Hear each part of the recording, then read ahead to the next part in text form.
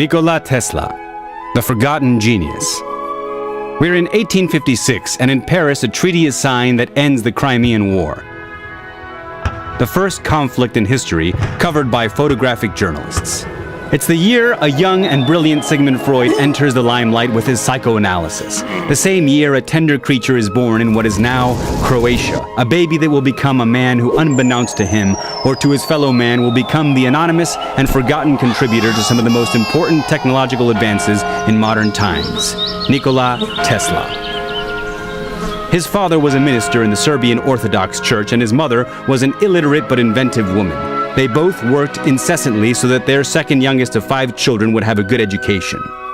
As a student in the Polytechnic Institute of Gaz in Austria, the young Nikola Tesla became addicted to gambling and lost his tuition fees. Ashamed, he faked his own suicide by jumping into the Newell River. Tesla never finished his studies or obtained a degree, but his professors would always recognize his brilliant mind and his enormous capacity for long and incredibly difficult uninterrupted work sessions. In the United States, Sir Thomas Alva Edison had invented the electric light bulb and had designed and built the first electrical power plant to produce and administer electricity to New York City residents. The electrical revolution had arrived. The electrical power plants based on Edison's patents multiplied and prospered around the world. In 1884, a young 28-year-old Tesla arrives in the United States and presents himself before Edison with a strong letter of recommendation. Dear Edison, I've known 2 great men in my life, and you are one of them. The other is this young man. An unfortunate truth that did not sit well with Thomas Edison's abounding ego. Of course, it didn't help that the first thing Tesla did was to classify Edison's electrical power plants as rubbish, and that he, Tesla, had a better, more economic, and more efficient design based on alternating currents instead of direct currents. But Edison wasn't about to change his DC power for AC power. He had already invested too much time and money and wanted to see some returns. In any case, Edison, who wasn't stupid, hired Tesla and in a few years was able to exploit his genius and steal all the patents the young Serbian prodigy developed. Until a prominent venture capitalist named Westinghouse gets interested in Tesla and his AC power plants and hires him away, thus starting what would be known as the War of the Currents. Edison's DC current needed huge installations and massive cables in order to distribute electricity. Also, a large part of the electricity was dissipated between power plant and power plant. The alternate current designed by Tesla allowed for a more efficient transport over huge distances using high-tension cables. It was also much cheaper. And because in this kind of war, punching below the belt is simply a thing of strategy, Edison created a perverse campaign against the benevolent Nikola, turning public opinion against his AC current. Topsy the elephant didn't live to tell the tale, but humanity gained a grand new invention: the electric chair! When the Niagara Falls Electric Company commissioned Westinghouse to develop their system of electrical distribution, the war was over. Tesla had won.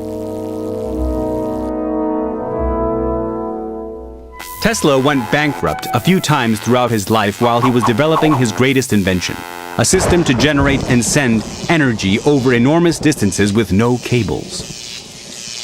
The multimillionaire J.P. Morgan became interested in the project and financed the research, but Tesla wanted to generate and distribute free electricity for everyone. What an idea! Naturally, J.P. Morgan withdrew his funding. Tesla researched X-rays and their applications to the medical world. He designed a primitive radar. He built a remote-controlled boat that was operated by electromagnetic waves and designed a vertical lift airplane. He also invented fluorescent lighting and a device that transmitted sound without cables.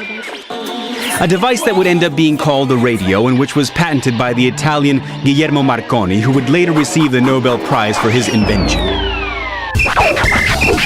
Even though Tesla's authorship of the radio was eventually recognized, public opinion is still associated with Marconi as the father of the radio. Future will reveal the truth and will put each one of us in our place based on our achievements. The present is theirs, but the future, for which I have worked all my life, is mine. Completely alone and in abject poverty, Tesla ended his days in a small apartment in New York City, forgotten by all. A man of strange habits, he hated to shake anyone's hand and remained He died on the 7th of January 1943. He was 87 years old. All of his research and paperwork was confiscated by the FBI. Tesla has a crater on the moon named after him.